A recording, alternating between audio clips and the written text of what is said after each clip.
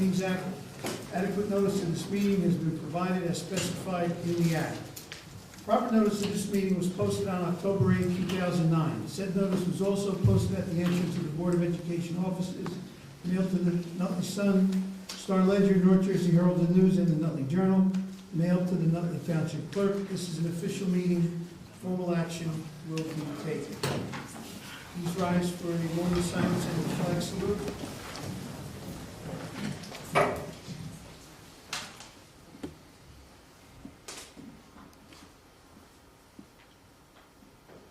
pledge allegiance to the flag of the United States of America and to the republic for which it stands, one nation, under God, indivisible, with liberty and justice for all. Roll, please. Mr. Granttola? Here.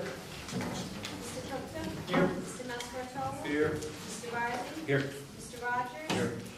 Mrs. Russo? Here. Mr. Sauter? Here. Mrs. Stazada? Here. Dr. Masao? Here. Tonight we have two presentations. I have an academic report from Mr. Zara, which includes the curriculum as it relates to math, and we have a presentation of the EAN agreement. Before we go forward with that, do we have any committee reports?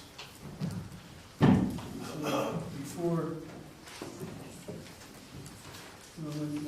negotiations last. I said you want to start with Phil. Phil.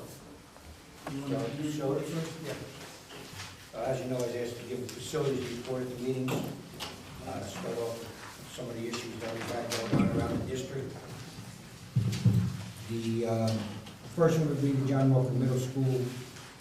With all the rain, we've had reports of water coming in the mezzanine, the boiler room area, through the garage door, through the ventilation system. This has to do with more of a design error that we're looking into and trying to correct to divert the water. Also, the John Walker Middle School, we were asked to isolate the board offices from the rest of the school. Right now, we have a elevator operational lock on the first floor at the board office, which will shut down the elevator or keep you from calling the elevator from the board office floor. It would require going to the receptionist and she could call the elevator for you. Also, in line with that, we're doing the entry hallway from the board office into the schools with a special panic bar that will also help in the security of the entrance into the school hallways. Because this is a specialty item, it's taken almost 3 months to get this part in. We have a promise that we will have it Tuesday, so I'll be able to complete that door. Lincoln School, we had some reports of roof leaks. It turned out to be a poor design on an intake ventilator, and the water, the wind blown right into Lincoln School, right into the, dripping down onto the auditorium. This is something we also have under repair right now. Washington School, we have a leak in the main office. This leak appears to be from the windows. Tomorrow, Tuesday, the window mechanics are coming and we'll be investigating as to what the problem actually is. We also have the facade engineers coming to take a look at that problem. The Anacorda, we had a report of a minor roof leak in room 313. Safeway roofers who put the new roof on, responded to the problem, and that's been taken care of. At the board office, this was completed. We have the fresh air intake to the heating system for the board office, the superintendent's office, and middle school offices. We had the fresh air intakes redesigned. We now have them working properly. The geothermal units are being monitored by Tri-State and Nankin engineers to make sure that the geothermal units are functioning properly. And it's also in association with our ATI engineers trying to get it to be completely automated the way it should. We're also doing some grant research. We met with Bruno Associates, myself, Ms. Fran, Mrs. Yeamans, to discuss discuss the opportunity of Green Acres for Yanacor, Lincoln, Radcliffe schools, and Washington School, and also the possibility of a grant for Safe Child Grant for Washington School along Walnut Street. That'll alleviate some of the traffic problems there. So those are the items we've been working on. Thank you, Mr. Nicolay. Mr. Riley? Yes, Mr. President, as far as construction goes, Washington Elementary School, the window replacement is substantially complete. Punch list items remain. 5 transoms need glazing, glass for 4 that was damaged in transit, and 1 additional window will be replaced that was scheduled to be a louver. At this time, the window is ordered and scheduled for production. The masonry restoration punch list is being performed on off hours as weather permits. Yanacor School, the roof replacement should commence in June. Window replacement will commence hopefully prior to the end of April as work progresses at Lincoln. Once you're completed Lincoln, we'll move on to Yanacor. At Lincoln School, obviously, the window replacement continues. It looks terrific. The gymnasium windows and the other miscellaneous windows have been sent to production, and delivery is being scheduled at this time, except for those scheduled for the upcoming masonry restoration that involves 12 classroom areas. Radcliffe School window replacement is substantially complete. Currently, the retrofit for additional operational windows, door and punch list work remains. The first part of the HVAC high school should commence this summer, and the roof work will begin late spring this year. At Spring Garden, masonry restoration is just about wrapped up. Obviously, they're cleaning up and demobilizing now. The exterior stair installation has commenced. Painting continues throughout the addition, the gymnasium. Ceiling grid installation continued at the addition. HVAC boiler room and control work continues. HVAC startup of the new gymnasium was completed. That's a roof unit. Electrical rough-in for the additions will continue. Electrical rough-in inside existing gymnasium rooms continues, and electrical service upgrade work continues. And we expect that the gymnasium doors will be installed next week, so we can close that up and bring in the hardwood flooring to be installed in a couple of weeks. Also, security cameras for the district as part of the security component will be delivered next week. Those are going to be inventoried as they come off the truck by Phil Nicolette, Josephine Meleza, and Gina Russell, and they will be secured in a safe area where only a handful of people have access keys to that area. We received a phone call from our architect a couple of weeks ago that our engineer who designed these HVAC systems that were supposed to be bid on April 1st had gone out of business.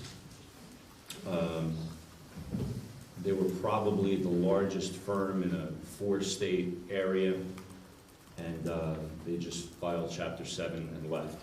That's the bad news. The good news is we delayed the bid opening on the recommendation of our council by 2 weeks to April 15th to give the architect time to get a new engineer, which I just received this email today, and I'll read it to you all. This is from Spiesel Architects. We've resolved our issues with CMX, that's the former engineer that went out of business that designed the HVAC systems, and Clo Harbor is now officially the engineer of record on your project. I also wanted to let you know that the lead HVAC engineer for CMX is now working for Clo Harbor, so there should be a smooth transition. It is my plan to have the addendum out tomorrow so that we meet our April 15, 2010 receipt date. I asked Clo Harbor to make the final review and to answer a few RFIs from contractors. That's from Anthony Catana, who is our lead architect from Spiesel. So that's the good news. The bad news is that 2 weeks ago we thought we were going to have a delay in the project and that we wouldn't be able to start the HVAC in the high school in Yanacor and Radcliffe until next summer because of lack of an engineer, or at the time the engineer had still owned his plans, and you need to get the plans certified once the bids come in, and you need an engineer to do that. So the good news is that the architect who's been doing a terrific job. Spiesel went to work right away in conjunction with our construction council, and things worked out. So we will be opening up bids for those 3 HVAC systems on the 15th of April, and the work will commence as scheduled this summer. Thank you, Mr. President. Thank you. Any other community reports? Mr. Rogers, if you'd like to report on the negotiations. Ladies and gentlemen, as you're going to see this evening, when Mr. Kutka gives us a briefing on the negotiations between the school district and the EAN, you're going to see that this is a very reasonable and fair agreement, especially when we were negotiating in very, very difficult times, economic times. Now, contrary to some belief, the union, the EAN, they got it, and they got it early during negotiations. Their negotiating team fully understood, obviously, the needs of the teachers, but they also understood the needs of the taxpayers and the needs of the children of this district. And because they got it, we were able to negotiate in a very harmonious setting. Now, we were able, as representatives of this district, we were able to hold the line on a number of issues. And some of these issues Mr. Kutka will discuss in a little bit more detail this evening. But we were able to save tax dollars and reduce costs, especially in areas of healthcare, by freezing longevity and by capping the sick day payout at $7,500. Now, I believe the governor has actually suggested, if I'm wrong, please correct me, that it would be $15,000. And we were able to cap it at $7,500.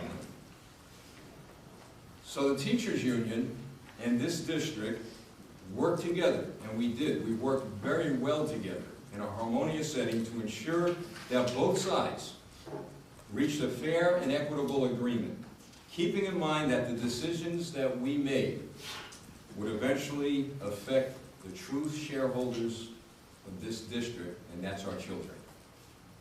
So keeping that in mind, I would now ask my colleague, Mr. Kutka, to share with us what we actually did and accomplished during these negotiations. Thank you, Mr. Rogers. What I plan on covering this evening are the 2 major cost factors in the contract, and that's the health care and the compensation. They are the major components of the total compensation the teachers receive, that, plus pensions, and a few other items, what I would call total compensation. First, with respect to the health care benefits, our goal in these negotiations were not to penalize the teachers or to deprive them of a good health care plan. I think it's important that they do have the health care plan is an effective one. However, the concentration that we had was on the traditional plan. It's the Cadillac of plans. It's an extremely expensive plan. To this end, there were 2 things that we did. One, we deliberalized the plan somewhat, which has immediate cost savings to the district. And those items were by increasing the deductibles, by increasing the co-insurance maximum cost out of pocket. So when they have co-insurance, it's capped, the amount they had out of pocket, and we increased that from $400 to $500 for an individual, $800 to $1,000 for the family. And the other, those directly affect the individuals. The other is we cap what we would pay to non-participating providers. Under the traditional plan, the way it was, whatever was billed, we paid. Now we capped it for non-participating at 90% of reasonable customary fees. Those 3 items together saved the district approximately $183,000 in premiums. The other, we offered an incentive. We're trying to get a significant portion of the teachers are in the traditional plan. And I think that because the number who are in traditional made it prohibitive, we put on the table to eliminate traditional plan to but the EAN felt that their membership would not accept that as a contract, so we put incentives in there. And the incentive is a one-time payment to the teachers who switch from traditional to direct access of 25% of the difference in the premium. And this varies whether it's an individual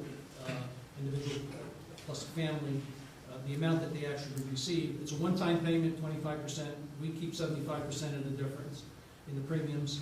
And once they switch over to direct access, they cannot go back to traditional. So this is an ongoing savings. To date, we have about 20 employees have switched. We're having another open enrollment in May, where we're hoping another significant portion of the population will switch over. And by the way, the union, they got it, as Steve said, and they are willing to make the presentation to their own membership to show them the benefits of the direct access and how they're not really giving up coverage when they switch over from traditional to the direct access plan. So those 20 employees are saving the district about $75,000. The final thing we negotiated was that for new hires, they only can go into the direct access until they reach tenure. So between those, the savings and the from benefit cutback and savings from the switchover, it's worth about 1% of their compensation. It's up to about $250,000. The payroll for that population is about $25 million. So that's about 1%. So you got to keep that. That's a savings of 1% to offset, helps offset the increase in compensation. Turning to the compensation, I'm sure everyone is familiar with the numbers 3.9, 4.0, and 4.1%. And that includes the steps, and I'll talk about the steps in a minute. But just comparing what we settled for versus the county average and the state average, you can see we are less than any of those. And at the time we settled, we were the lowest settlement thus far during that year. So the union recognized that we were heading towards difficult times, and we had the lowest settlements. Next slide shows by county what the settlement rates were for us, and certainly for the first 2 years of the agreement, we are below all of those, and it's not until you get out to the third year that there are some lower numbers. And what I don't know is how much of that is because of settlements that followed ours, and to a certain extent we were leading the way into lower increases. Continuation of those by county. And here it shows statewide for VA minimum, VA maximum, where we stand. So at the VA level, we are hiring slightly less than the statewide average in those years, and then through the steps we come slightly above that, 2.4% above in 09-10, and on 1.1% above, so we're moving closer to the statewide average in 10 and 11 school years. For MAs,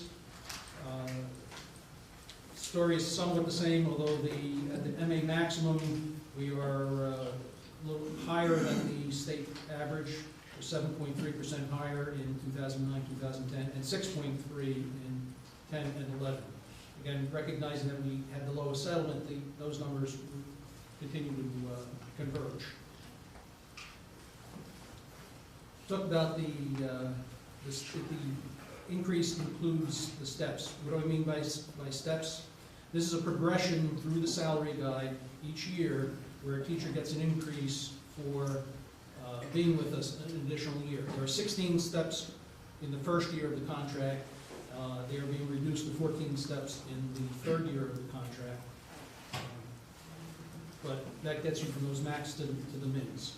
And that the increase to accomplish that, if we go in the 09-10 school year, is 2.38%.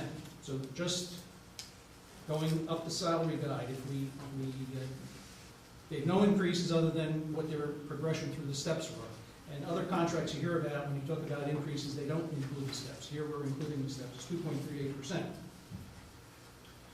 The other way to look at it is, if you look at the top step, teachers in the top step are getting a 2.1% increase.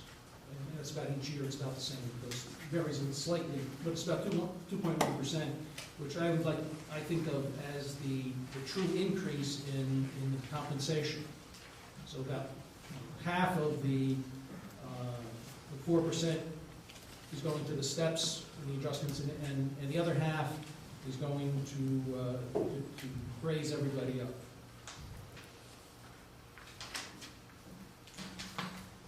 The next chart depicts that graphically, where the 3.9 is spread back, 2.1% increase for base salary, 2.38 for the salary for the steps. If we had the salary got the steps frozen, and then there's an adjustment in the steps, which reduced the steps slightly.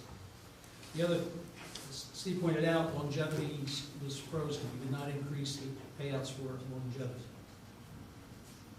I think the important thing is that if you look at the starting salary of teachers versus where they are when they retire, you know, almost a $50,000 increase when you put longevity into that.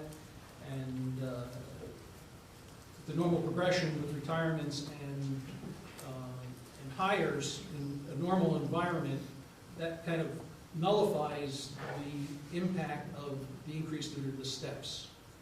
If you have 10 retirements, that's about a $500,000 cost reduction, and that's about what the steps are costing. So the realization of the contract is more like $500,000 in a normal year with normal retirements. So you got, say, 2% is the cost of the compensation. We have 1% on the healthcare.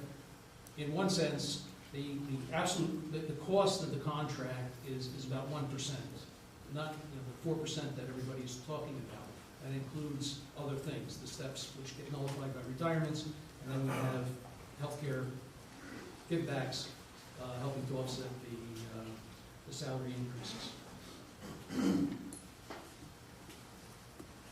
The final slide tells total dollars for the teachers, and is the calculation which says the impact of the steps. Are there any questions? We'll have to, if we want to take them at this point in time, we'll look for later. I think we'll wait for the public portion that we'll move continuity this evening. Any board member also, if you have any questions, just hold them until that portion. Thank you, Mr. Rogers, Mr. Cook. Any other committee reports before we move on to our academic portion? Okay, Mr. Zarek? Yes, thank you, Doctor. This evening we have Mr. Diamola, who will present the revised high school mathematics curriculum, and Mr. Sorensen, who handled the elementary math curriculum. And they are going to give us a presentation, and we would start Mr. Diamola. I guess I have to stand up over here, right? Would you feel more comfortable sitting next to Mrs. Kukuza? Yes. Have a seat. Is that possible? Yes. All right.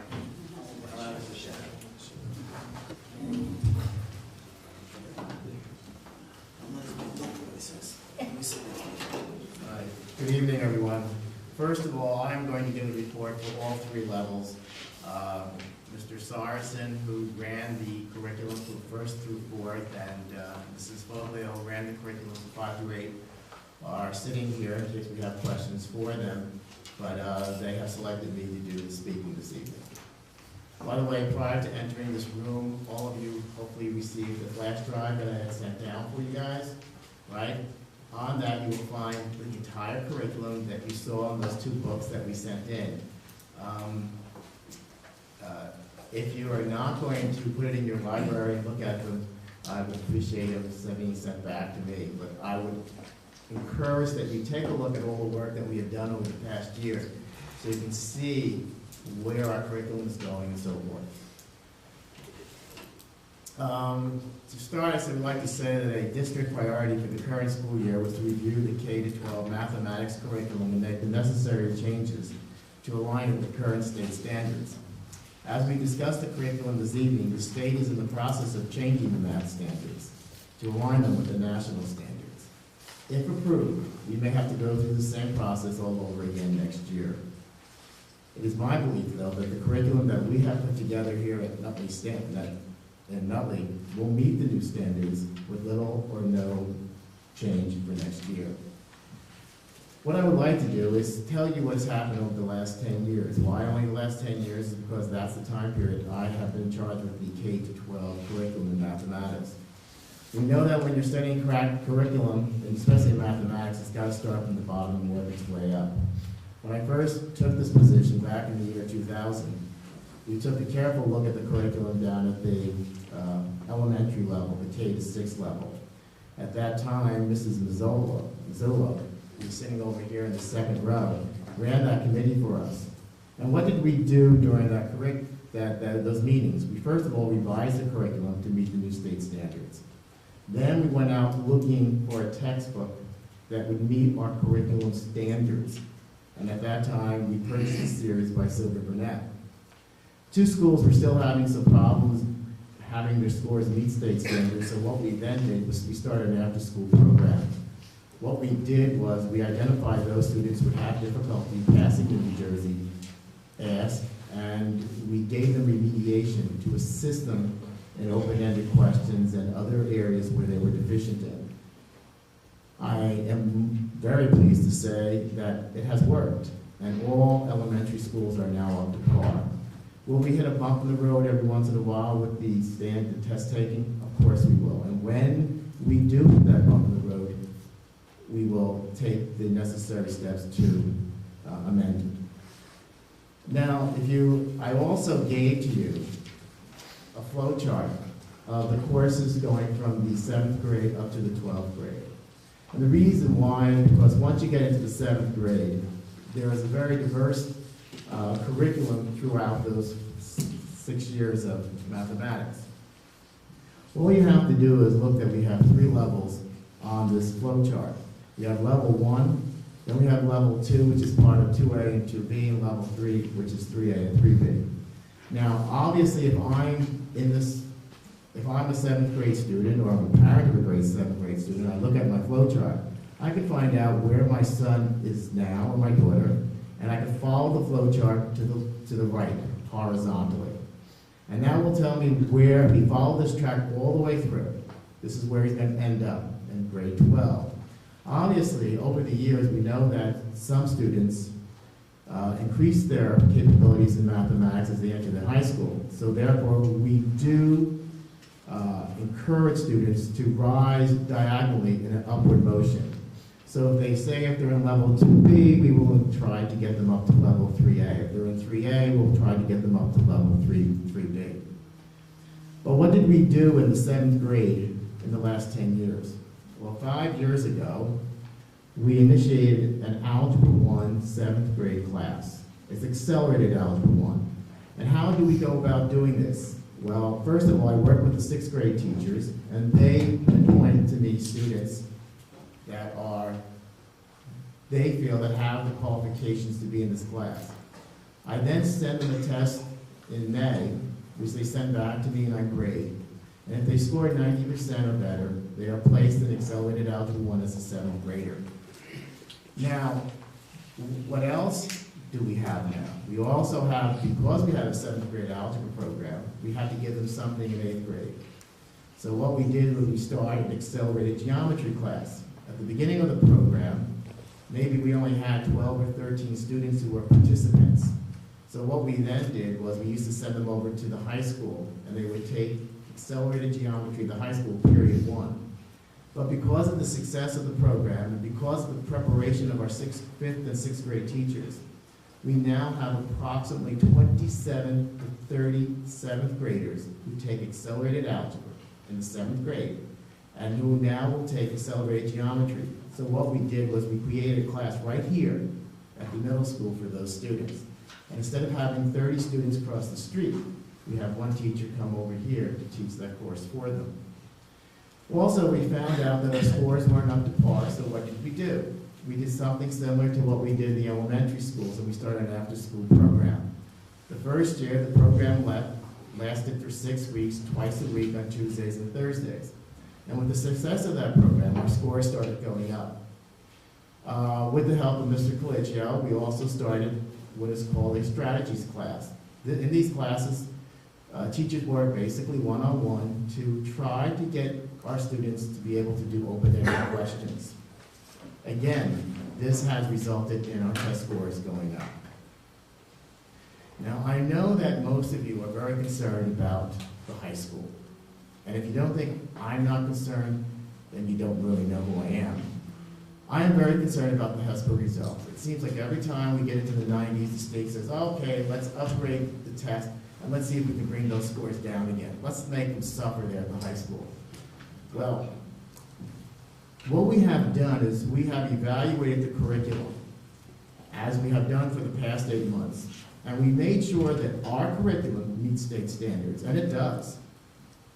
We have implemented several new things this year to offset the scores where we think that the children are having problems.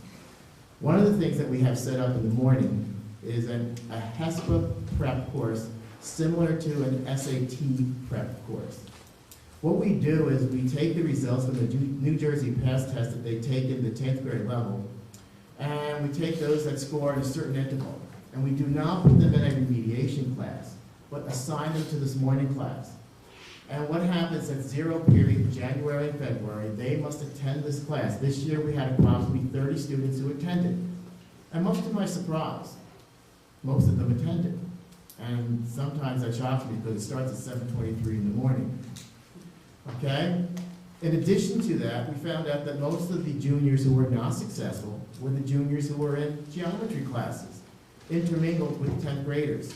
So what we did was we now have junior-only geometry classes. Why? Because now we can intensify their study for the HESPA in addition to the regular curriculum. So this way we can get them online quicker. And we had 2 of those classes assigned for this year.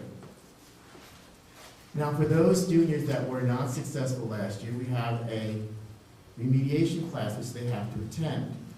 That remediation class is offered 0 period.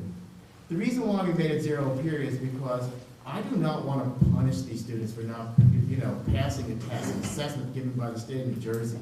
If I had put it during the day, that means they would have to give up an elective. And let's face it, they don't like math to start off with. If we took away an elective, they're going to like us even less. So what we did was we gave them a morning remediation class. This year, unfortunately, we had 48 seniors in that class. We had 3 classes, and we grouped them according to the scores that they had achieved last year. And what happened was 34 out of 48 were successful the second time around. My question to them obviously was, why weren't you successful the first time? They said they didn't take it seriously, and they didn't try. What can you do about it? But they then, when I told them they weren't graduating from the school with the rest of their class, they started taking it seriously. The remaining students who were not successful, we put them through an AHSA. What's that? It's the Alternate High School Assessment Program. That took place in January for 3 weeks, where they had to do open-ended questions in 4, 1 in each of the clusters and 2 in one of the clusters. And we sent them out for scoring. We are now down to only 4 seniors, and we are working with them so that they can graduate. And I think that's pretty good for our senior class of over 300 students. Let's see what else I have. By the way, last year we were monitored by the state of New Jersey at the high school for the program that we offer to seniors who have not been successful. And what we were told is that our program was one of the few that were in compliance with state rules. We do not teach to the SRA, which was offered last year. We teach so that our students will pass the test. We want them to graduate with this high school with a passing score. Other districts, many other districts, just put their kids through what is called the old SRA program, which was made slightly more complicated this year. But they could have, if they did it during the summer, they could have gotten away with the new rules and regulations. So I'm very proud to say that we are doing what is right for our students at Nutley High School. In addition to all of this, we have added new courses to our curriculum. We have AP Statistics, Calculus Honors, Calculus BC. And by the way, this morning I was greeted by one of the Calculus BC students who has recently been accepted to Princeton University. He was very happy about it. Okay, in conclusion, I know that you are all concerned about the scores on the HESP at the high school, but I can assure you that the staff at the high school is working hard on a daily basis to change these results. We offer so many different paths in mathematics, we are now able to customize the math program to meet the needs of all of our students. We offer individualized instruction with both help before and after school, and have a math resource room available each period of the day where a student can get one-on-one instruction. Even though we offer these services, it is up to the students to take advantage of them. That's where the problem lies. I can't get them to come in for help. I can't get some students to go to the resource room until I have a conference with a parent, with the child there. And then all of a sudden, the parent says that you're going to take part of your lunch and go down to the resource room and get extra help. And every student that I have met with this year, who I've offered a program, has improved their skills in mathematics. You have to understand, to learn math, you need a good work ethic. You have to be willing to spend at least a half an hour to 45 minutes a night studying mathematics, and it has to be done on a daily basis. Otherwise, your success in math will not be as good as you would like it to be. And in closing, I have been working with the school district for the past 42 years. I really loved working in Nutley. I started I started teaching at the Vincent Church across the street. I was there for approximately 2 to 3 years. So when I came over to the high school, after they built on the new addition in the back of the building, I don't think anybody knew who I was, because I was walking in the hallways and one of the older teachers said, "Where's my pass?" And I didn't have a pass. So I got Central that night. Believe it or not, I have decided very recently that this is going to be my last year at Nutley. After 42 years, I have retired. I am going to be retired. I love it here, I love my job, and I love to teach. But I think it's time for me to go. I thank you for all the years that I have here and for your support.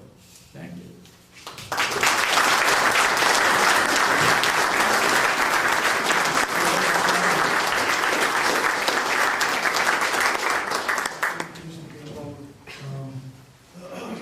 I'm sure, well, I would suppose some of us may have some questions for you.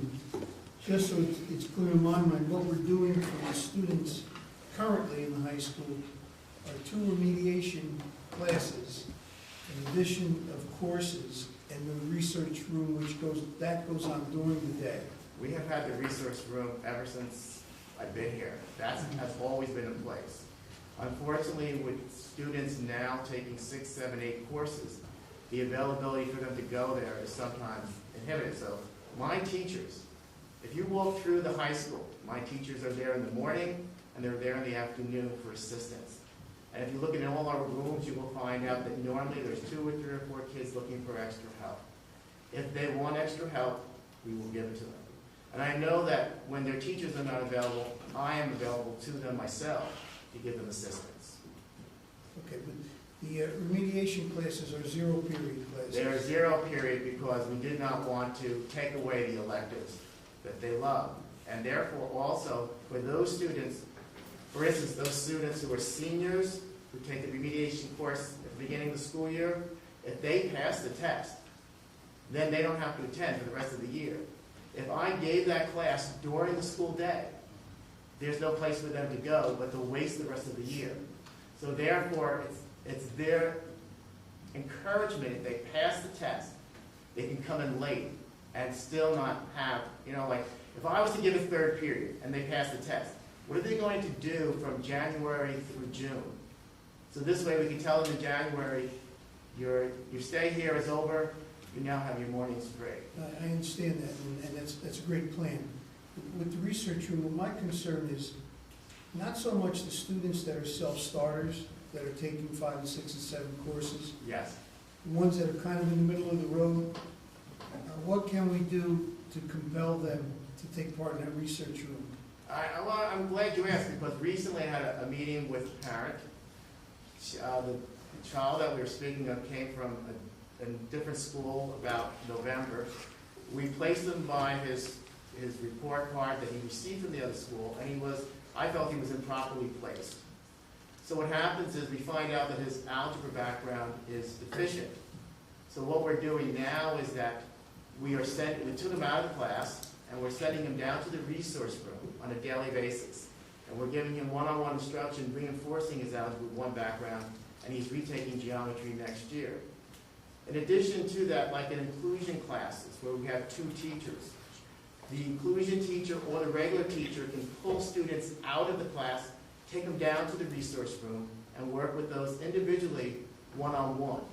If a student is, say, absent for a test, all right, or before a test, and they're not taking the test on the same day as the other students, they are sent out of class to go down to the resource room where they will get help one-on-one with the teacher that is there.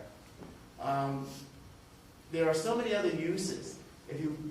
Obviously, during the lunch periods, it's when it's most crowded. But I see students in their first, second, and third period as well as 8th period. We have students utilizing the resource room on a daily basis every single period. And also, we did, what we did one time, a student was a behavior problem. So instead of taking away, having him drop the course, we put him in the resource room.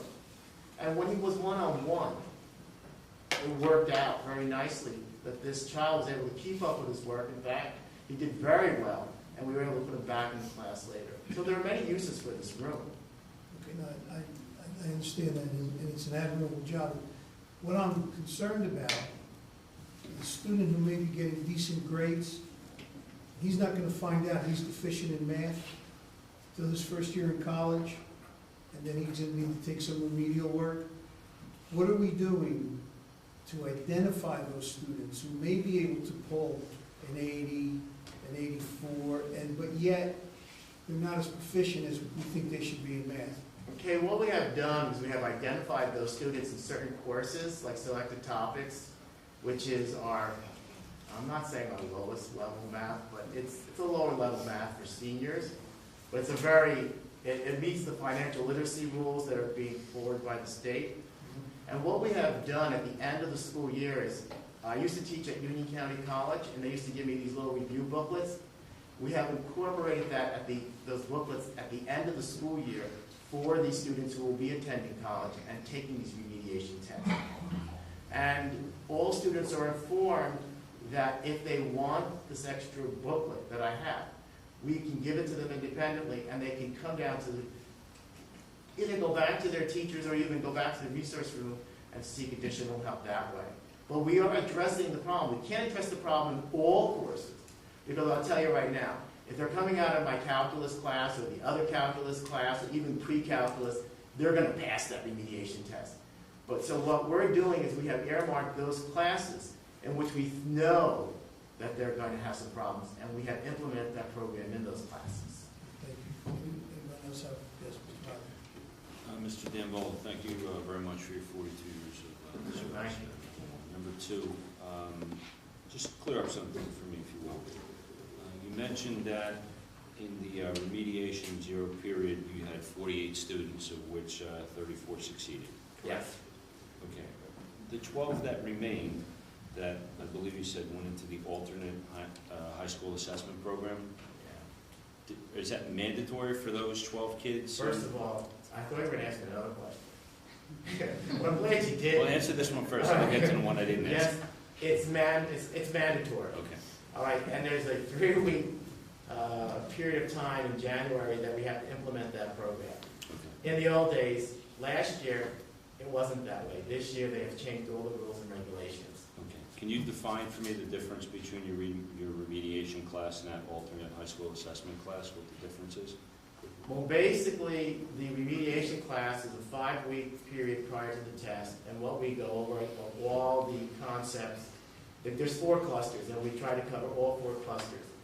We will also group them according to the scores from last year. So those who scored the lowest amounts were in one class, a smaller class, and they got more one-on-one instruction. In the January, but from October through January, we still meet with the students until we know they have passed or not. We're still working with them on the skills of open-ended questions and so forth. When we get to January, most of those 3 weeks are for them taking or doing the tasks that are required by the state of New Jersey. But we do go over with them in the interim, more strategies on how to do open-ended questions. And we do review with them, continue to review with them the skills that are found in each of the clusters. Now, of those 12, we have only 4 seniors, and those 4 seniors right now are only deficient in one of those 4 clusters. They passed the other 3.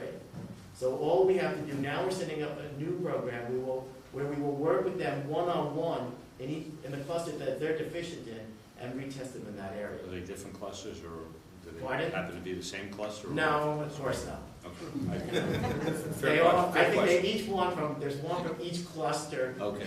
and therefore that's why we went one-on-one with them. And where are they now? What, are they in a resource room, and where, They are working, or is it just it's zero period or I set after them school? up, I set them up with a teacher. And most of them are working before school during the 0 period or after school with the teachers. And we have a 2-week window in which this has to be done. And that has to, well, unfortunately, one of the weeks is next week, which we have off. But we were able to start this week with it and go into the week afterwards. Now, I know we send out warning notices. These 4 students, for example, when are their parents notified that they're in danger of graduation? We notified 48 students as of last June that their students did not pass the test, were not successful. Mhm. And we notified them at that particular time what was their requirement when they came back. We had a meeting with the students and also sent letters home through Mr. Williams. And they were notified that on the Wednesday or Thursday they came back, they had to start reporting to 0 period for remediation. And the remediation, some people like to call it remediation, some people like to call it enrichment. Okay, it sounds better if it's enrichment, right? So therefore, they're notified in June. And when they come back in September, then when they come back in September, we start taking attendance, and the parents are notified on a daily basis that their child is not attending. What do I do? I'll tell you, 5 of the 12 never came to class, and the parents kept on giving us excuses. What can I do to force those kids to come to class? Kick them out of school. Pardon? Kick them out of school. No, I can't respond to that. But the thing of it is that, if they do what we say we would like them to do, most of them, as you saw, were successful the second time. We do work with them, and parents are notified time and time again as to the attendance of their child in these 0 periods. And then comes December, when we get the second set of results, we tell the students, but we also notify the parents of the people that were not successful again. And So would you recommend that we institute a policy regarding the students that don't show up to that class? the first of And I all, say that because obviously, 3 years ago, we changed the policy, behavior policy, where we actually still to this day have a pull-out program for disruptive students. I'm not saying that's the answer, I'm asking you, what you think. I don't think we need a policy. They know the rules. They If they're will, not- if they don't if they're not attend, going to class. if they don't come to class, okay, then they're not going to pass, and they're not going to graduate. So We they're, want them to pass, and we want them to we graduate. want them to pass, and believe it or not, the ones that gave us the most problems. I thought you were going to ask me about this question. I might as well bring it up. There were 48, and 34 passed in 2012. That's only 46. There were 2 students that didn't attend the class, that didn't pass, that just dropped out of school altogether. It wasn't their bag. And there's nothing I could do about that. But the other 46 students, believe me. And as I said to you in my presentation, the juniors that we have earmarked for that morning class I was quite impressed by their attendance at all meetings. Now, they got 1 credit for attending, I think it's 10 weeks, and if they're out 3 times, they lose that 1 credit. And it's pass or fail, they just get a credit. It's not part of the GPA or anything. That's the program. Thank you. Mr. Diabolo, first of all, I want to congratulate you for all that you have done here at Nutley. You are a wonderful man. I know because I worked firsthand with you. My office was right next door to that resource room, so I know how it went many, many days, the year. I want to ask you a question. With this implementation of this whole program, how do you find the future? Are we going to have less and less students involved in this because of the way you're implementing your program now? You mean involved in the remediation program? Yes. Well, let's put it this way. We started from the bottom, working our way up. And the classes that were giving us poor results at the high school for the past 3 years gave us poor results at the middle school. Right, Mr. Colicchio? This class that took it this year was, I think, the first year that we met AYP at the middle school. And I made mention, I said, you gave me AYP 3 years ago, give it to me again. And I'll tell you, on the day of the test, I had only 2 students at the high school come in without a calculator. So I think that's a good omen, a really good omen, that they're going to do well for us this year. I continually say that. It's just like a team. Each year you're not a good team. Each year you have a different group of students there, just like you have different athletes each year. And I compare it that way. And I say it's not fair to our students because I keep on stressing this, and people have heard me say, we test too much in the state. We should just have one specific test, gear it to that. The pressure on the young kids today, and you know it, you're there, is How about the unbelievable. pressure, not only on the students, but how about the pressure on the teachers? Because we have a tendency of judging the teachers by how well or how poorly their students do. And you also have to take, and I don't know why they're picking up mathematics, only mathematics, but we now have an EOC coming up in Algebra 1. And EOC is end of course assessment. And this year, it doesn't count, towards anything. But I did say to them, what happens in the future? If they don't pass the Algebra 1 assessment given by the state, do we give them credit for Algebra 1? Does every student have to pass it to graduate? And there's no feedback from the state as of yet but they're just, and you think we're just starting with the whole idea.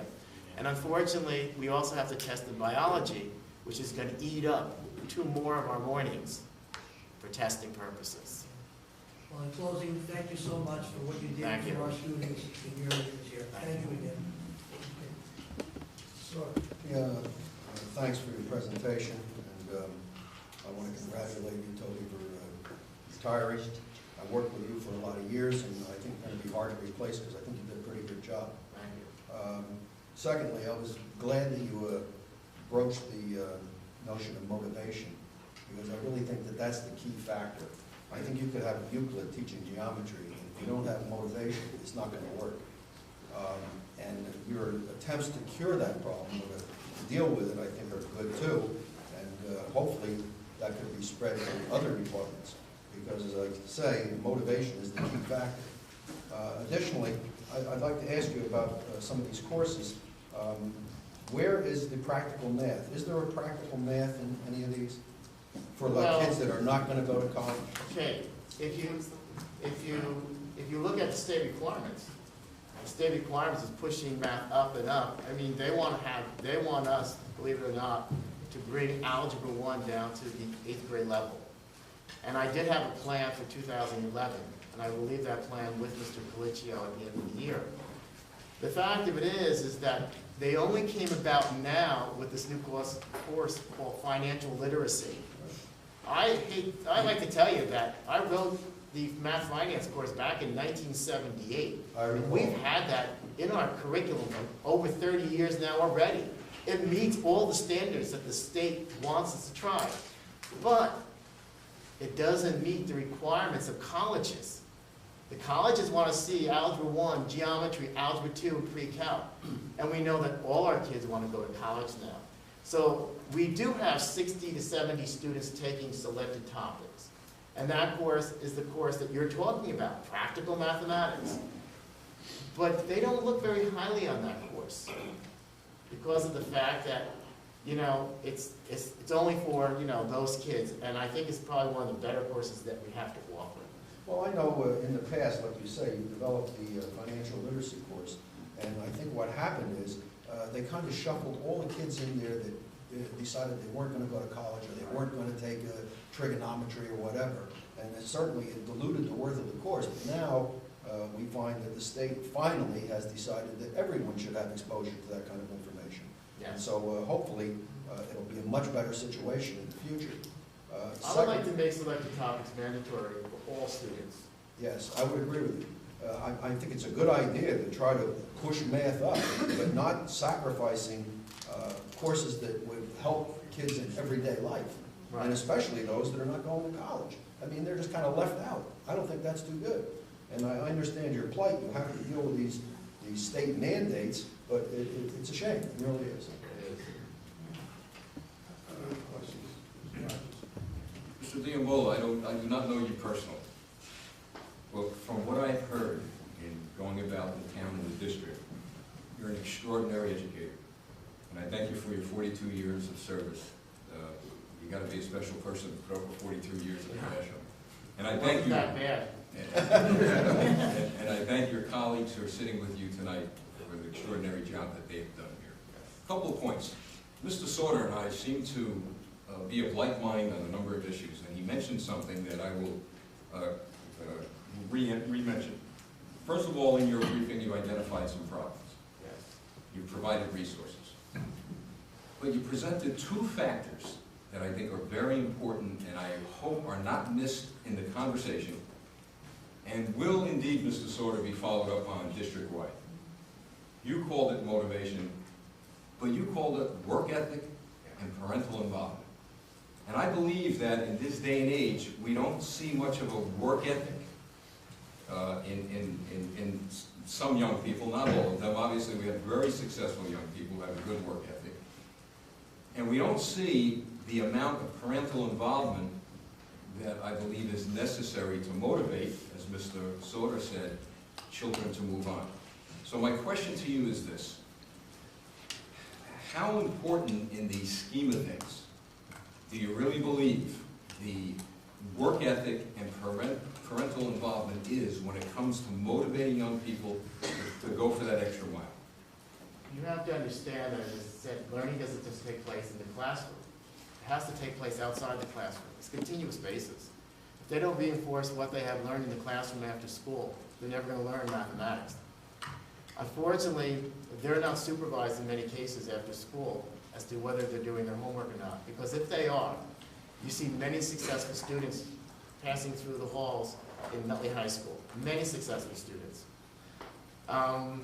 This year, I have made deals with certain students who were failing the first couple of marking periods. And I said, and you have to pass the course to graduate. And I made deals. And what happened was my goal was to get them to start working in the math classes. And they came through for me this third marking period. I saw that some grades go from 62 up to 83 because of the deal that I made with them. I won't tell you what that is, but it's between myself and the student. And the essence of that deal was, if you work, you will be successful. And once they meet with success, they want to work even harder then. And sometimes when you have, a parent has to be involved because they have to make sure that the child's following through when they go home at night. Because if they're not following through, we're not going to have the results that we'd like to have. We provide them with many services at Nutley High School. I don't think there's any other school that has a resource room open every single period of the day. I don't think there are other high schools that have teachers on duty that will help not only their students, but all students when they walk into the classroom for help in the morning or the afternoons. But they have to make the commitment to be there. And when they do, and when they're successful, it makes them do better later on. I had many experiences where we have changed the attitude of students with parental support. Where they were not good students, became excellent students, hated the teacher for the first 3 months, loved the teacher once they started doing well in that class, because the parent was on was at home making sure that that kid was giving us an honest try.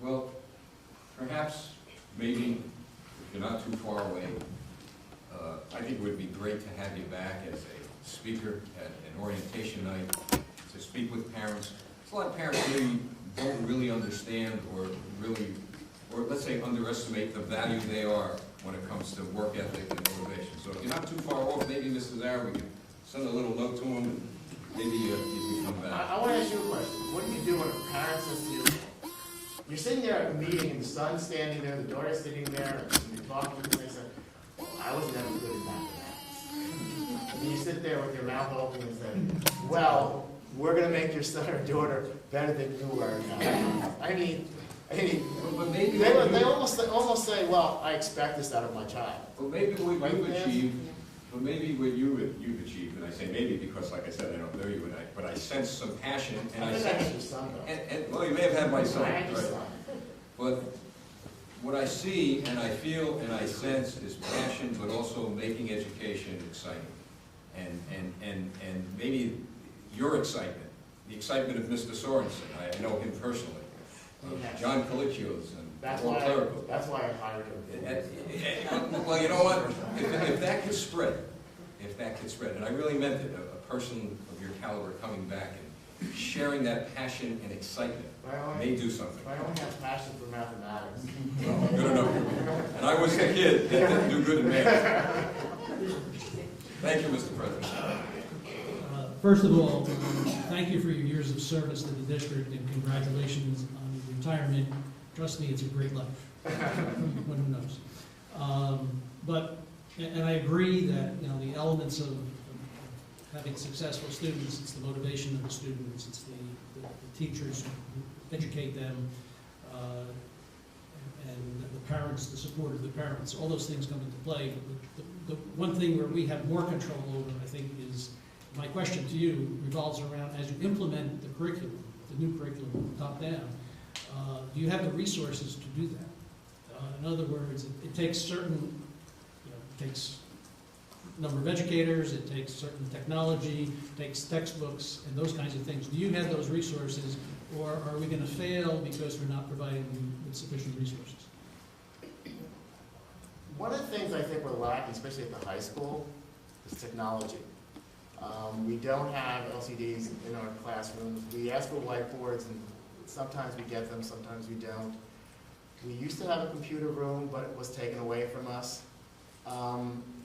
With the younger crew that's coming in right now, if I had a computer room, or if I had an LCD monitor with laptops attached to them, I think they would utilize it more often in the classroom. We're still using overhead projectors, and if you use them properly, you can do a dynamic lesson with them. I have demonstrated that many times for my staff. I mean, just because we don't have a computer doesn't mean we're not doing the job. You can order some variation in the courses if you have the technology. But we don't have computers. And I know we don't have room for a computer room anymore, but I would love to have laptops. And I guess 20 of them in a station where you can, you know, bring it into a classroom. So our selected topics, when they're studying the stock market, you can access information from them and do their projects right in the classroom. Other teachers can bring them in and do like the geometry sketch pad if we have the laptops. We do need computers, definitely need them. That would be a big plus. Yeah, I mean, we worked the 3-year technology plan we put together, and you know, did a great job of, you know, identifying some needs and for this coming year. But so you're saying we have to make sure we have room in the budget to do these things. Otherwise, we could I'll run give into you the money. Excuse me? No. Say that for the No, I benefit of those that missed it? I'm only kidding. I know, I've said some things kidding last year too. You know, small. Since you brought up the idea of technology, let me kind of go in the other direction. You would notice, though, do we still do like things like the times tables and memorizing like what 1/8 is equal to in decimal and those kinds of things? Or has that all been abandoned? And the reason I ask you that is, many times I can remember asking someone to approximate the answer, and I would say, well, what's 11 times 12? And they reach for the calculator.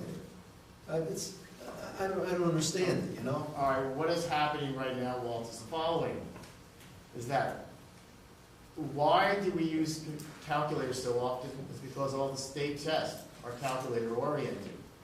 What are they doing this year, Mrs. Foglio?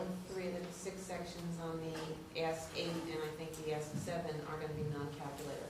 So we as supervisors have been petitioning the state of New Jersey to stop having them use the calculators on the assessments.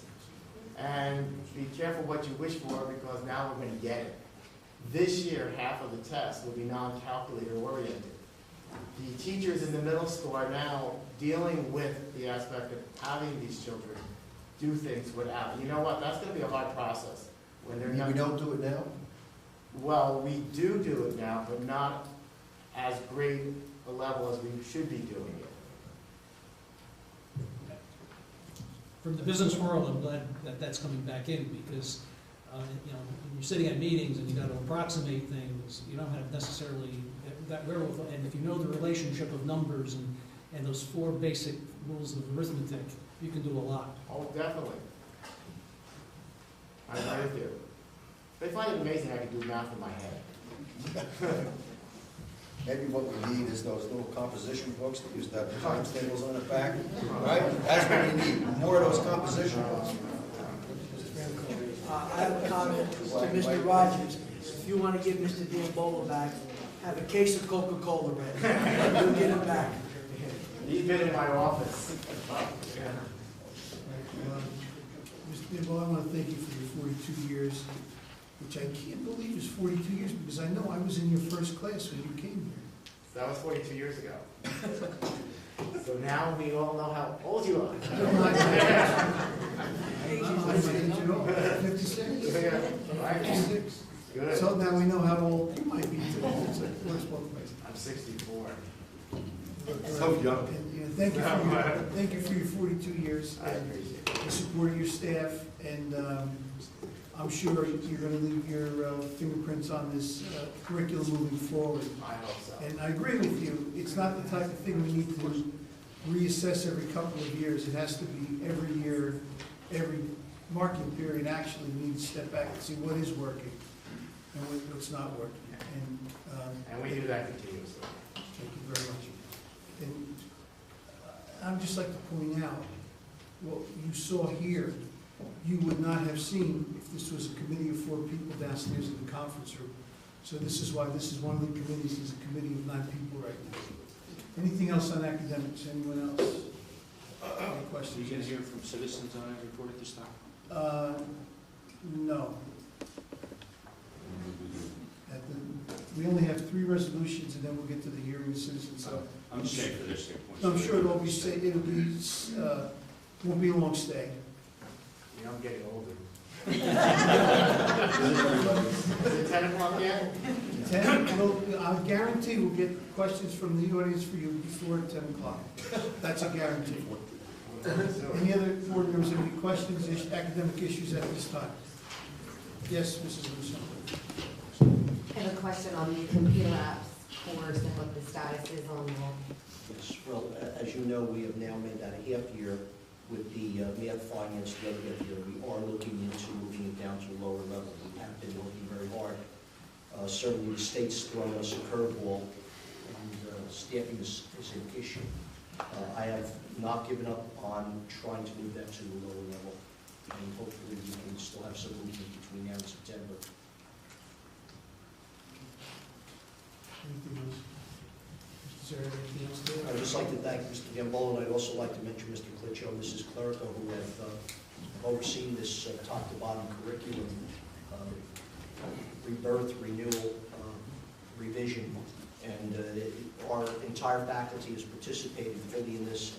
And again, certainly we're going to speak to Mr. Gambolo's 42 years at another occasion by thanking for your service to the students and to the community. Mr. Gambolo certainly did have a passion for math, passion for education, passion for his students, and he truly loved everything he did, and he let everybody know that just by his actions. Thank you, and congratulations on a wonderful career. Okay, this portion of the meeting, We allow members of the public to address the board. We allow questions or comments only on resolution items addressed in tonight's agenda. All statements must be directed to the chair. Please be reminded, if your statement is too lengthy, personally directed to use of obscene, etc., so forth, we will terminate your participation. Those persons, please come to the microphone. Remember to state your name and address. Resolution items only. Okay. Seeing no one, I'll close that portion of the meeting. Mr. Riley, would you move resolutions 1 and 2, please? Riley? One and two. I'm sorry. I'm a little soft-spoken tonight. Would you please move resolutions 1 and 2? Love to. Okay, I would like to move resolutions 1 and 2 as listed. I so move. Have a second? Second. Second, Mrs. Russo. Any discussion? Questions or discussion? Seeing none, please call the roll. Mr. Franicola? Yes. Mr. Gupta? Yes. Mr. Mastrotolo? Yes. Mr. Riley? Yes. Mr. Rogers? Yes. Mrs. Russo? Yes. Mrs. Sauter? Yes. Mrs. Pizzata? Yes. Dr. Casal? Yes. Mrs. Russo, would you move addendum item 3, request for use of school buildings and grounds? Yes, is that Leo? The superintendent. I'd like to move addendum item 3, request for use of school buildings and grounds as listed. I so move. Have a second? Second. Second, Mr. Riley. Any discussion, questions? Seeing none, call the roll, please. Mr. Franicola? Yes. Mr. Gupta? Yes. Mr. Mastrotolo? Yes. Mr. Riley? Yes. Mr. Rogers? Yes. Mrs. Russo? Yes. Mrs. Sauter? Yes. Mrs. Pizzata? Yes. Dr. Casal? Yes. Mr. Francola, would you move addendum item 4, approval of submission of district professional development plan? Yes, Mr. President, I move addendum item number 4, this professional development plan as listed. Second. Any discussion, questions? Seeing none, please call the roll. Mr. Franicola? Yes. Mr. Gupta? Yes. Mr. Mastrotolo? Yes. Mr. Riley? Yes. Mr. Rogers? Yes. Mrs. Russo? Yes. Mr. Sauter? Yes. Mrs. Pizzata? Yes. Dr. Casal? Yes. Okay, in this section, we allow comments and questions from the public on all school-related matters.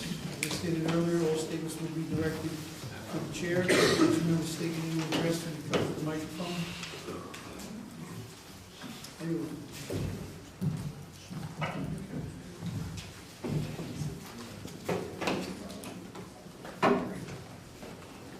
Carol Curcio, 14 Quinton Ave.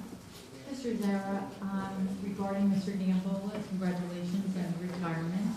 Will you be replacing Mr. Diambola with the math coordinator? We feel very strongly that we need a math coordinator's position. It certainly is a critical area throughout the district, and that would be my recommendation. Okay, would the same be applying to science at the high school level? I can't answer that at this moment. Okay, a little curious knowing that the EOC biology test is coming up, you mentioned, Yes, science department? yes, we're talking about September. I certainly will discuss that with the board. Okay, thank you.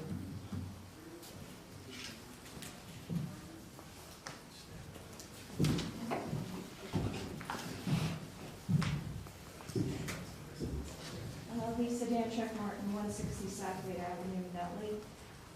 In January, I asked about 2 sets of minutes that were approved where the meeting time started before the normal 6 o'clock starting time. I did receive the notices from Mrs. Kukuza showing that there was a time change. Both those meetings on September 14th and also in August, both of them stated that they were starting earlier and they would go directly into closed session. But in looking at the minutes and also in listening to the audio tape, or the disc, both of those meetings did not go into closed session. They stayed in open, down in the conference room, away from the public. So the public had no way of knowing that it was an open meeting. And actually, it was done intentionally, because when you listen to the audio tape, it said that this is why we don't hold these kinds of meetings in public, to avoid the agita. So I just, also the minutes that I came up with, also the minutes that I showed you, When I look online now, the minutes have been amended, but there has been no vote to amend the minutes. So they were changed on Sunday, 1/24. So how does the public know when you're gonna have meetings that are supposedly supposed to be open, but you're downstairs in the conference room? And how can we trust the minutes that are posted? Because they changed without any kind of vote. Well, I don't believe the minutes changed without a vote. I believe it was just the way they were posted, because that was a mistake in putting the minutes, the original minutes, the time was changed officially and legally.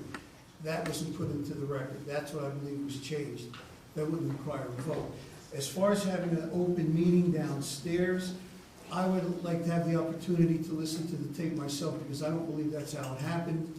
It Go happened into twice, close. and I have it right here. Well, if we you will wanna- review it. We do go into closed session, and sometimes when we recess, which means we will conduct no more discussion of business, we may continue to have dinner and talk, and the tape may continue to run, and that may be what you heard. I'd have to check that out myself. Actually, it was an open meeting, and you did vote during it, and Mr. DeVita did say, do you want to conduct this upstairs, and you said no. I'd have to review that. I don't remember ever taking a vote in closed session. It wasn't closed, it was open but downstairs. I'd have to review that. Okay, I'd have to review all that. right, but I do have it here if you wanted to listen. I will want to listen to that, Okay. absolutely. It was about the Middle Eastern course for one of them, and the other one was about the heating system in Washington Lincoln School. And they were both held downstairs. We will take that under review, absolutely. Thank you.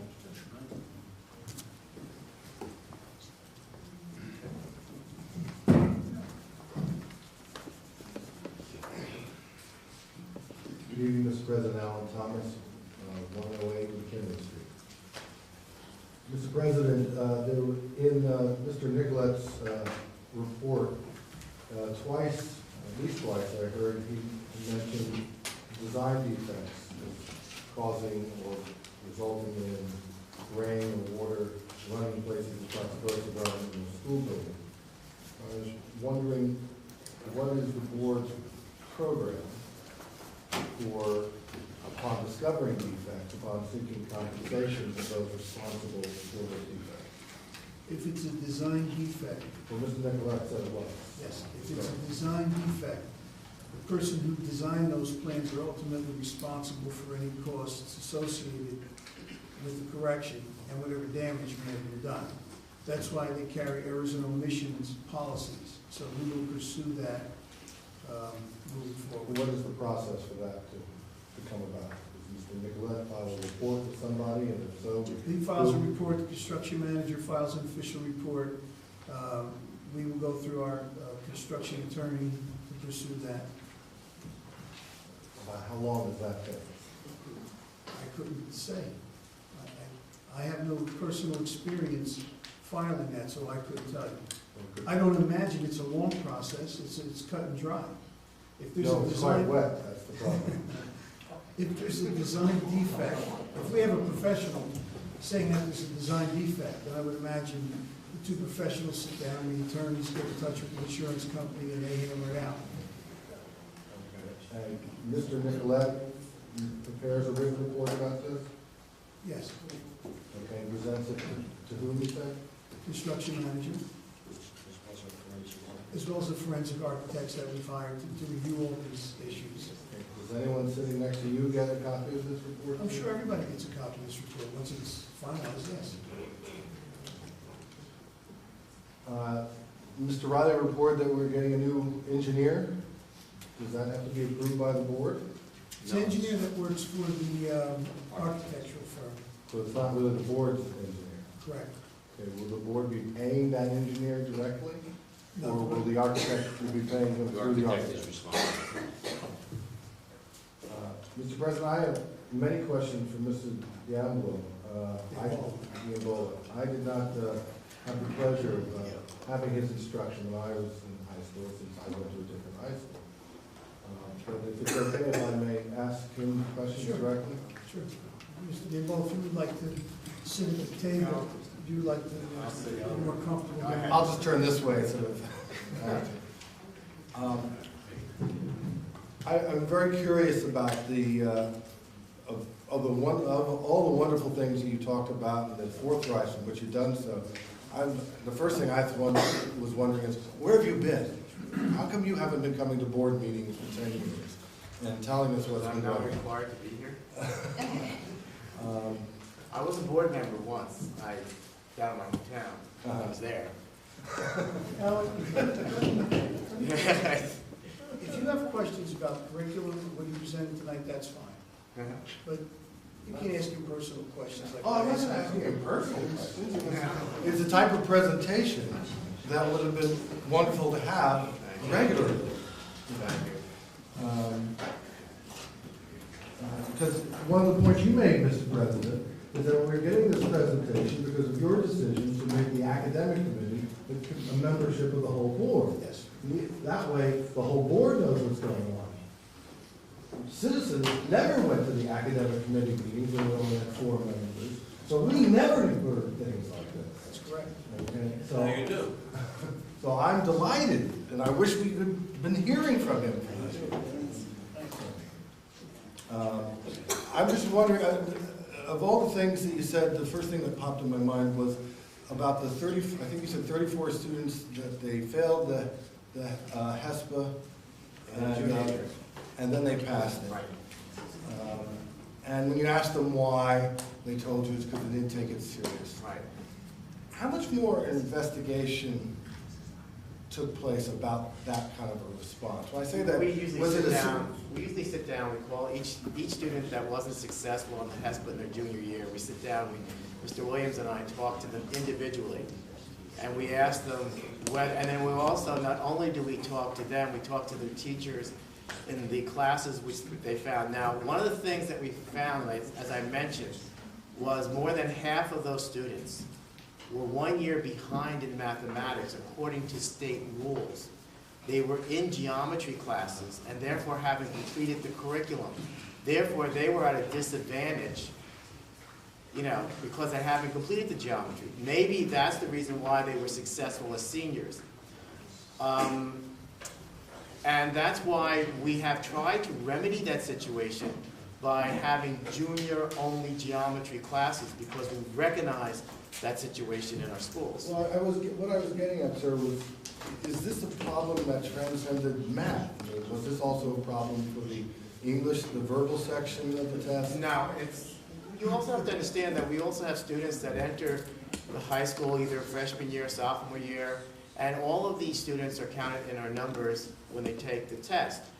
What you should really look at is that right now there's only 4 seniors in jeopardy of not graduating, and of those 4, I will guarantee you that all will graduate on the day. Because that's the final product that we are concerned with.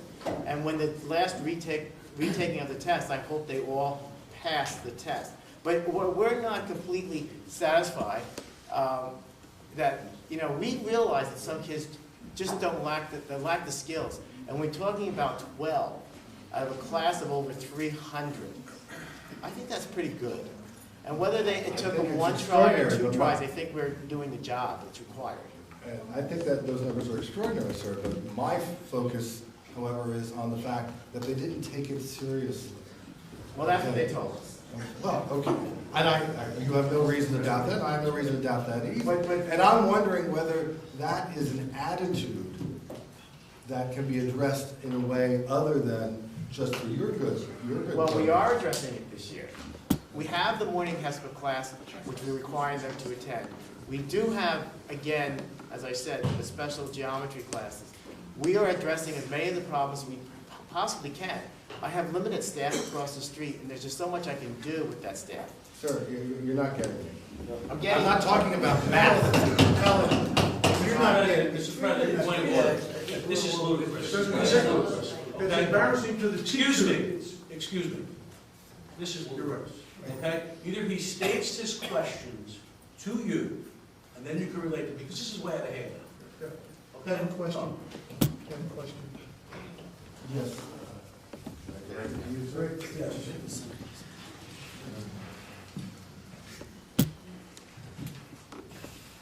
I would, Mr. President, I would like to know, get an explanation for the philosophy employed 7 years ago when the decision was made to upgrade the courses and essentially start at the, I believe the phrase was start at the bottom and work our way up through the courses. What is that philosophy? Because it does, and explain to me why it doesn't essentially admit an abandonment of those who are already in the high school level. 7 years ago, that was an abandonment of the people at the top level? Is that what you're saying? No, I'm asking what was the philosophy? Well, 7 years ago, we had a different superintendent, so I don't think either one of us can tell you what was going through their mind at the time. Moving forward, when you talk about what we've done, what Mr. Zara's recommended, what Mr. D'Ambola has recommended, moving forward to get us to the point we are now and why we're doing what we're doing. So those questions we can answer, but to have a philosophical discussion on something that happened 7 years ago, and the person that made that decision is no longer here, that's a little difficult. Well, since it's a philosophy that's still employed, I see it as being. I don't believe it's a philosophy employed, because if we were abandoning the children at the top, we wouldn't have the resource room, we wouldn't have the remedial classes, we wouldn't have the extra help and all the other programs that Mr. D'Ambola outlined here. If we were abandoning them at the top, we wouldn't be pouring resources into those things. So we have a difference of opinion. Well, I'm just going by what was presented here tonight, Mr. President, and that's all I'm asking about. What was the philosophy 7 years ago? If there's nobody here that can answer that question, then that's fine. I do have one suggestion for helping parents with students at the high school level. And I'm afraid this is anecdotal because it's, it comes from my own experience. I think that when kids get to the high school level, particularly in math, but certainly in other subjects, the parents might take less of an interest in because they have less knowledge in that area. It's not that they didn't have it at one point in time. I took algebra and geometry and calculus in high school too. But I don't remember any of that. And when my kids sought me out for help, I was useless to him. And in fact, embarrassed by how useless I was about it. And was striving for ways to still encourage him without being able to be substantively helpful. And it was, I don't know if there is such a thing, but if it could be created, that would be great, of, a little parent training. How do you help your kid when you're smart, when he's smarter than you are? Excuse me.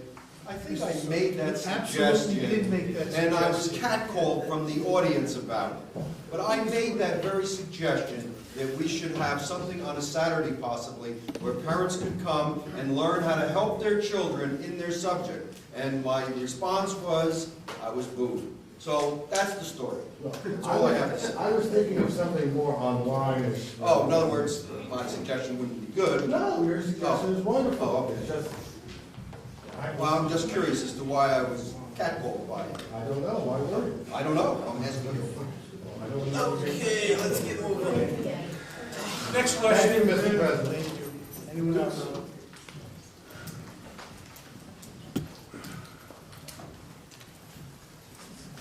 Joe Fisher, 12 Brighton Place. What I'd like to know from Mr. D'Ambola, of the kids that we are saying are in trouble or failing, are we finding that out in 6th grade, 7th grade, 9th grade, or all of a sudden does it just appear at 11th grade and we're struggling to pass them at that point to 12th grade? Or is it something that we can pick up early to address it in 8th grade, and it doesn't become an issue now in 10th or 11th grade? Okay, Mr. D'Ambola, do you understand that question? Are we We identifying children? every year, because of the assessments that are given to us by the state of New Jersey, we, of course, earmark certain children, like, as I said, we have started in the middle school strategy classes to assist our children. That's why I think the scores are doing so well. We have an after-school program at the middle school to assist those children to be successful on the assessments, the state assessments. We started after-school program. We had one at Lincoln School to assist those kids to pick up their skills in mathematics. We do address it as they progress through the system. I think some of our biggest problems is that students who enter the system late on, like a 7th or 8th grade or even 9th grade, that come from other districts, that are, I think we have a very tough math program here, and therefore, when they come in and they sit in our classes, they don't have the background necessary to be successful, but we still have a program to help them out. We have a program throughout the entire system to identify those children who are having difficulties with mathematics and help them improve their skills. But do we see a big change in the numbers? Like, if we're saying right now we've got 38 children. Well, that's the current senior class. Right. But when that class was in 9th grade, was it 38? Were we able to improve upon that? What happened was they also, but that's the problem. We have identified them. We have been trying to rectify the situation, and it's a slow process. You know, we can't teach them all the skills in 1 year that they haven't learned in 8 or 9 years. And what we're doing now is, as the children come up through the system, they're identified at each and every level and given assistance wherever necessary. Okay? Yeah, and I guess we need to come up with a way to check the effectiveness of, are we finding students at a younger age with the programs you have in place? I think that's part of the question too. A lot of the stuff with mathematics is developmental stages too. You know, you have kids that are doing very well with Algebra 1 in the 7th grade, and others that don't come to being until 9th grade. So we have this, the thinking skills, the way people think changes as they get older, and some develop later. But we also have a program for those that do develop later, so they can achieve the goals that they want.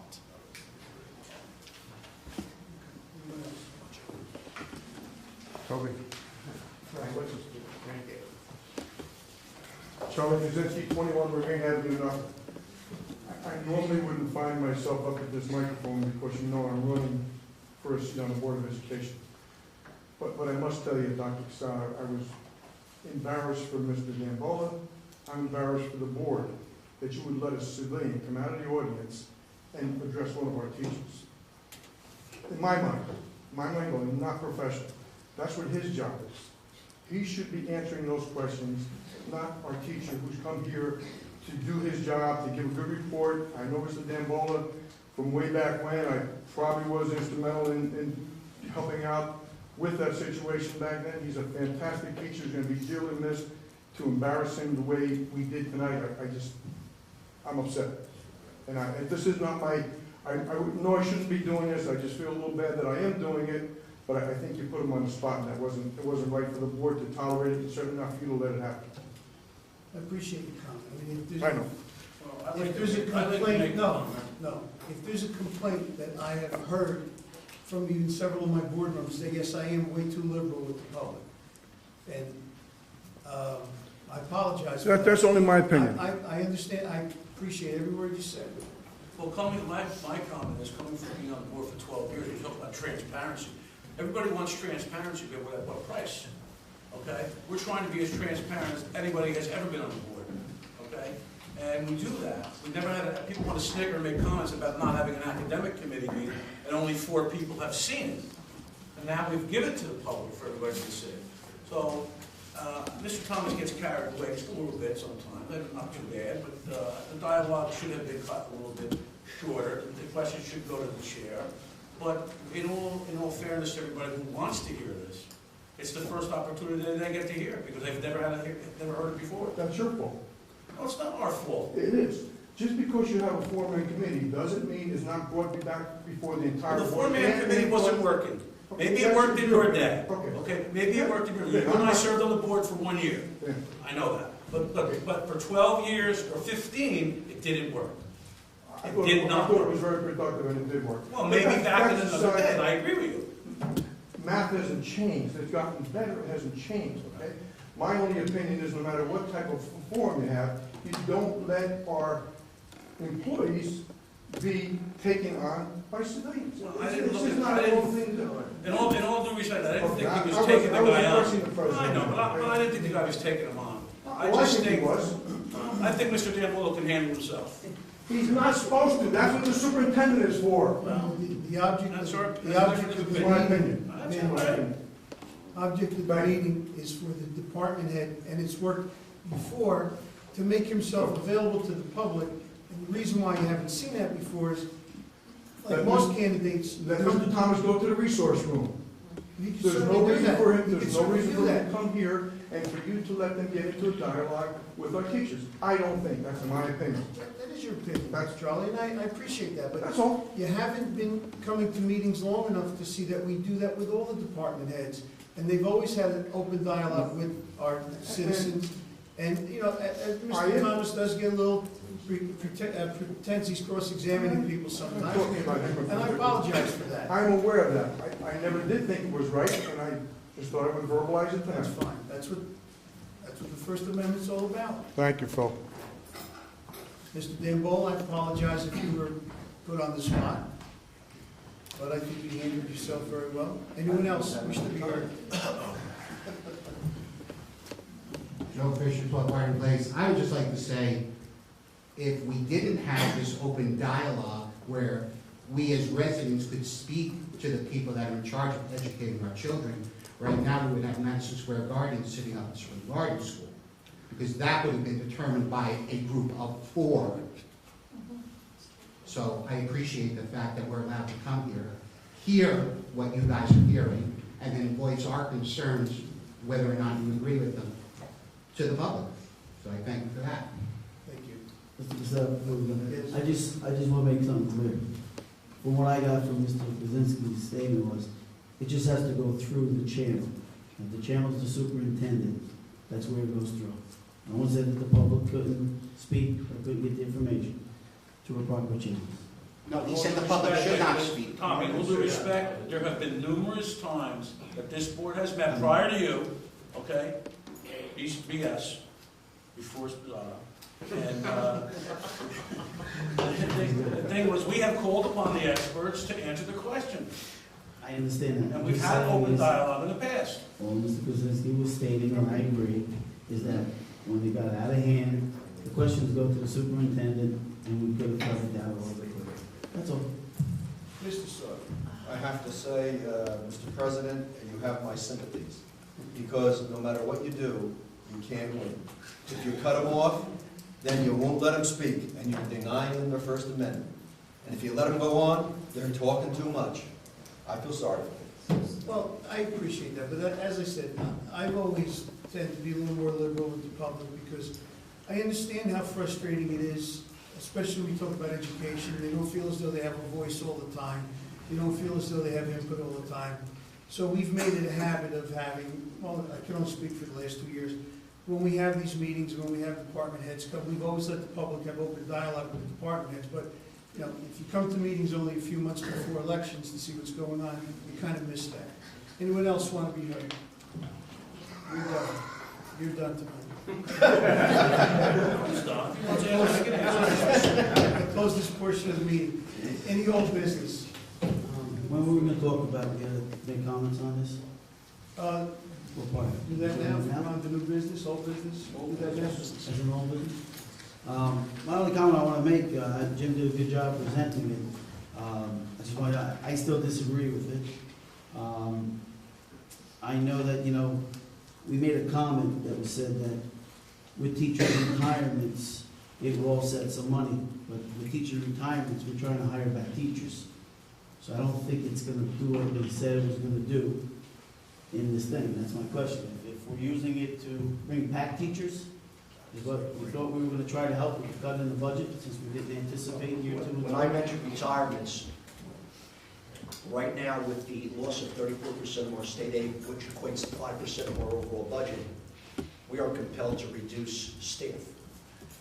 What I'm hoping and what I stated to the board is that if we get a good number of retirements that were unanticipated, that will allow us to see, say, 10 people at the top of the salary line leave with the accompanying benefits, and allow us to rehire people that will be notified that they are going to be reduced as part of a reduction in force, at a much lower salary. So then that would save us, that could still save us in the overall picture? Yeah, I mean, I think, not speaking for the superintendent, but if you had 5 additional retirements between now and whatever point in time they have to put the papers in, that's about a $250,000 reduction in and that means we could hire back 5 teachers. So that 9-teacher reduction could become 4. So that's in a normal environment as you get the rotation through your actual level of total compensation that you're paying out, that payroll it's mitigated, the increase is mitigated by retirements because you get the rollover of teachers. And over time, you have to get the retirements because no one lives forever. Right, I think what I was asking, and I guess I'm understanding, but what I'm just saying is that if you use that when you were negotiating, you figure it out, but now we're needing that money to bring back teachers because we weren't anticipating 2.8 million, 2.7 million. I don't know if you use the same money for both things, that's all. That's all I'm trying to get at. I think the landscape has changed when those contracts were negotiated, and all contracts negotiated during that time period. They were pretty consistent across the state, across the county. Now, if you just looked at the ledger on, I believe it was Friday, they listed maybe a dozen districts, and every district in a wide geographic spread is facing reduced state aid. Some people lost 100% of their aid. And what are they doing to make up for that? They're reducing staff. So I think both things occurred with the knowledge that everybody had at that time. The negotiations, some time ago, and now dealing with this financial shortcoming that really came out of nowhere. And I have to state that all indications from Trenton were that we were going to lose up to 15% of our state aid. That was the maximum number we were told, 15% of our state aid. It ended up becoming, for us, 34%, for many districts, 95 to 100%. So there was really no way to plan for that. If somebody told us in September, it's coming, or October, but to give us, and I think we received those figures at 4 o'clock on a Wednesday. They were available online. We had a budget committee meeting on Thursday. We had a presentation on Monday, and they had to be into the county office on Tuesday. So it didn't get, we were under serious time constraints regarding that. So my recommendation was we were looking at staffing as well as supplies in other areas. And now our budget is submitted. It goes to the voters in about 2 weeks. And then regardless of whether it passes or not, we're going to, if it passes, that's one set of circumstances. If it doesn't pass, that's another. But either way, regardless, we're going to still have to deal with these staff reductions unless we do get an adequate number of retirements, or at least close to it. I was sent a letter today via email that was written by Dr. David Verducci, who is superintendent of schools in Glen Rock. It's a 10-page letter, and I took the opportunity to bring it down to the board office and had it photocopied so that all of you could get a copy. And it pertains to the recent cut in state spending, the educational problems in general. And I would appreciate it if you would take the time to read it. And if you have any comments about it at our next meeting, maybe we can talk about it. I'm sure you all have. And in addition, we lost $175,000 in promised state aid this year. Our expectations for state aid between now and June were reduced by $175,000. Thank you, Mr. President. I too am sitting here a little emotional about what just transpired. And I will say this. My grandmother used to say, it's not what you say, it's how you say it. So I would ask Mr. Thomas, who I respect a lot, and I respect everybody who comes down here and takes the time out of their day and night to sit here and come to these meetings, because I think it's much better if you come here than if you don't come here. You learn more. But I will tell you this. We will not sit here as a body and be disrespected. The proper decorum of this body, this volunteer body, will be maintained today, tomorrow, in the future, and so will our staff members. Okay? So that's what I want to say about that. Secondly, Mr. Thomas asked a question about, actually a legal question regarding a potential lawsuit that we have with our architect and engineer. I almost get the feeling like he was challenging us as to, are we crossing our T's and dotting our I's when it comes to future litigation? Almost interrogating us on what our policies and procedures are regarding litigation and potential litigation. And there's a fine line we have there, because there's only so much we can say to the public on what's going on with litigation. We can't sit here and tell Mr. Thomas what he wants us to tell him, which is what's going on, where do we stand. These are questions that we're not allowed to discuss publicly. This is the legal boundary that we're bound by, and walls that we must stay within, and allow our counsel to do what we pay him to do, which is correct what we believe are construction ills that plague us to this day. And it doesn't happen overnight. This construction in this school started years ago.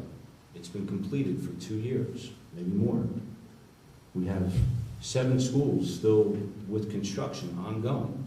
There's items in all of those schools probably, and will continue to be as we go into the roofing and the windows, the HVAC, and everything else is going to take place. But trust me when I tell you that every single member up here, and especially the facilities committee, has gone through painstaking time. I mean, the facility committee meets more than any other committee. Okay, we met for the last 5 years at least once every 2 weeks, and for a lot of that time, once every week.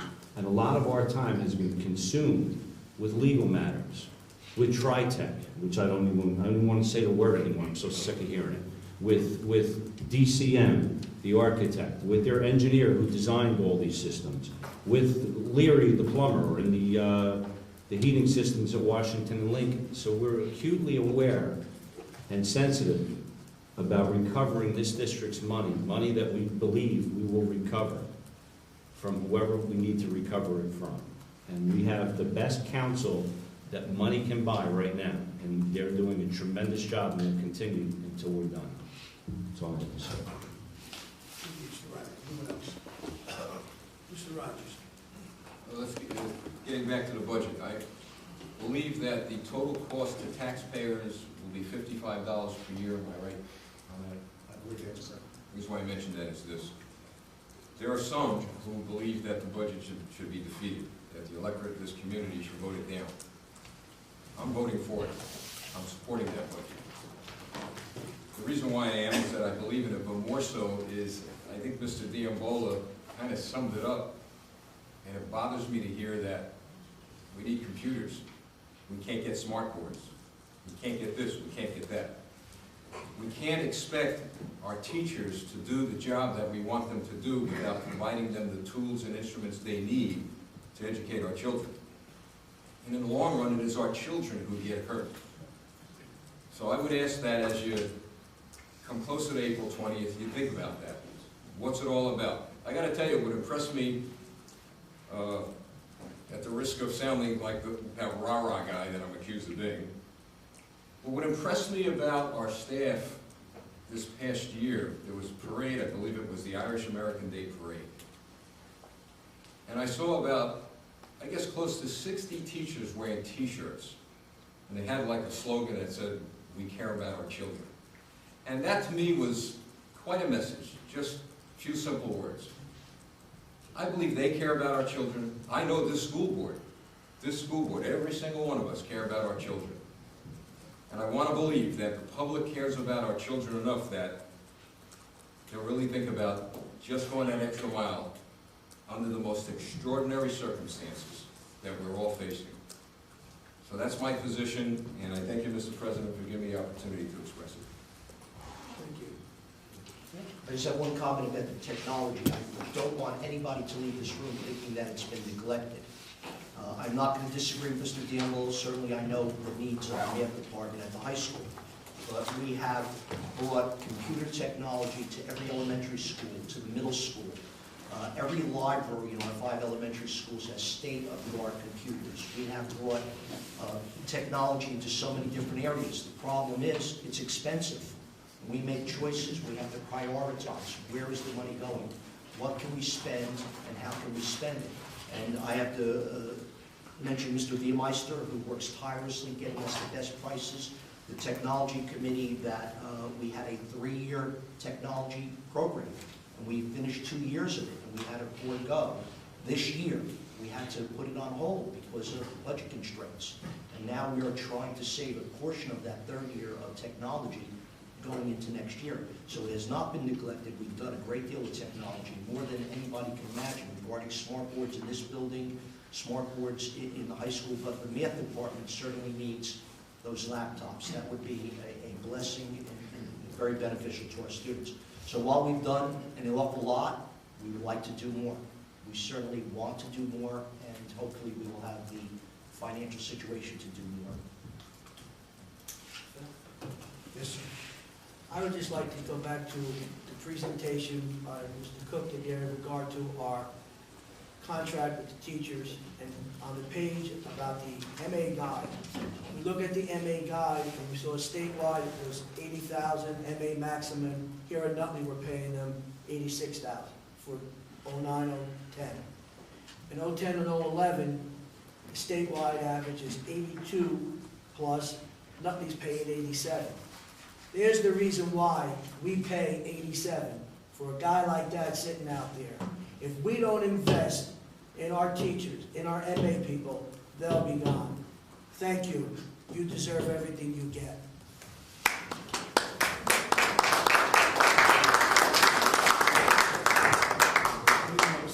New business. New business? I have one announcement. The Nutley High School National Honor Society is sponsoring a fundraiser this week, and the fundraiser is for American Cancer Society Relay for Life. They're presenting a night of comedy, and we have 3 comedians that are going to be there. They're going to raise, they're going to donate a lot of money to this cause. It's sponsored by our Nutley High School Honor Society. We have local gentlemen who will be participating, Steve Schaefer. They put this together very quickly, and the only problem with that is they haven't got a lot of time to spread the word about this fundraiser, because it's difficult to get people such as this to give up their time and donate their services for a worthy cause. So we've had 100 of these flyers printed out by the door, and we ask that if anyone can take some of them and spread them around and help spread the word. The event takes place Sunday, April 11th at 8 p.m. at the Nutley High School Auditorium. It's for a great cause. It's sponsored by our own students, and we have 3 individuals here that are donating their time to help raise money for the American Cancer Society Relay for Life. So if you can help them out by trying to get a packed house, take some flyers, spread the word, we'd appreciate it. Maybe even we can get this up on our website as a public service announcement. That would be greatly appreciated. Thank you. Anyone else have anything under the business? Motion. No motion to Second. adjourn? Second. We're adjourned. All in favor? Aye.